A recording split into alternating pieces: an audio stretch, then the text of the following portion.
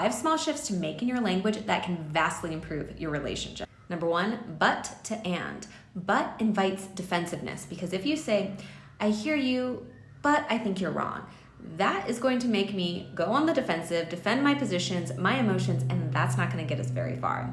Instead, if you use say and, it's going to invite that you can hold both of these things as true. I hear you, and I have a different perspective.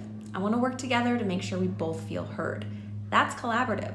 That's also holding that you two can have different perspectives, that I can feel this way and you can feel that way, and both of those can be true and valid. Number 2, going from global statements to situational statements. Global statements are when we say you as a person are this thing, or they're very black and white. You never listen to me. You are so lazy. It feels really unchangeable, and it puts the person on the defensive because they're thinking about the one time that they did or didn't do that thing, or an example in the contrary, rather than engaging and hearing and moving forward.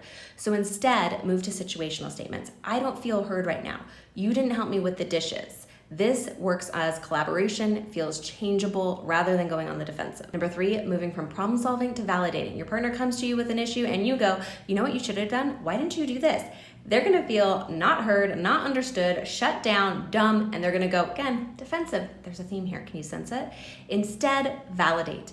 Validate first. That sounds really hard. That would be really difficult. Or even asking, what do you need right now? Do you need me just to listen? Do you need me to help you solve a problem? Number 4, and this one's challenging, I know, going from blaming to vulnerability. Instead of saying, you don't care about me, you make this so difficult, taking that and turning it into, what do you feel about that? Because that's really what matters, and communicating that to your partner. It's a lot more vulnerable, which is why we avoid it.